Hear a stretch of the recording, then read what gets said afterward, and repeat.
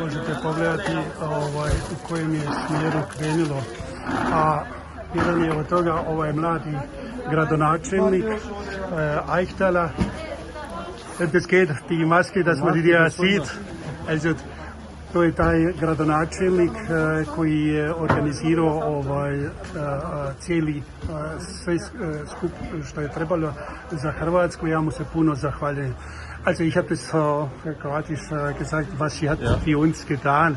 Also ich spreche weiter Kroatisch, weil das geht. Alles klar, gerne, ja. Also to je taj naš mladi gradonačelnik Njemaca, ali nam puno pomaže. Tu su Malteza koji žele isto da pomogne. Morate vidjeti.